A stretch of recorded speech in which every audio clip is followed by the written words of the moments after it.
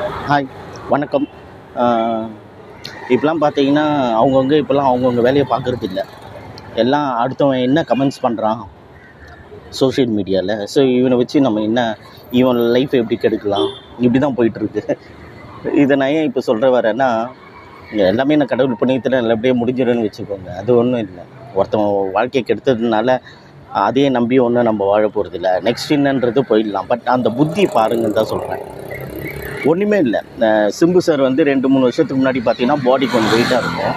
அப்போ அவர் சொன்னார், நல்லா தண்ணி குடிங்க, எனர்ஜியாக இருங்க, நேரத்துக்கு தூங்குங்க, ஹெல்த்தியாக சாப்பிடுங்க அப்படின்னாரு. அப்போ நான் அந்த ஒரு கமெண்ட்ஸ் பண்ணியிருந்தேன்.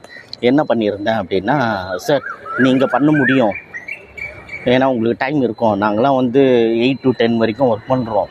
எங்களால் எப்படி சார் முடியும்? உங்களை பார்த்து நாங்களாம் சந்தோஷப்பட்டுக்க வேண்டியது தான் அப்படின்னு நான் சொன்னேன். குடிச்சான் பாருங்க ஒரு குடி, ஒன்றுமே புரியல. அதை சொல்லி அதை பண்ணி அதை காலி பண்ணி பா, அது மென்டாலிட்டி எப்படி இருக்குது பாருங்கள். டிஷ்யூ பேப்பரை துடைக்கிற மாதிரி துடைச்சி போட்டுடுறாங்க இப்போல்லாம். அடுத்தவங்க லைஃப் இருக்குது, குடும்பம் இருக்கும், அதெல்லாம் கிடையாது. ஆனால் நல்லவங்களுக்கு நல்லது நடக்கும்.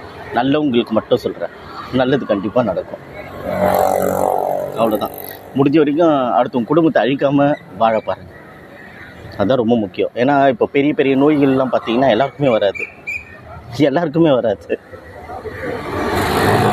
நன்றி.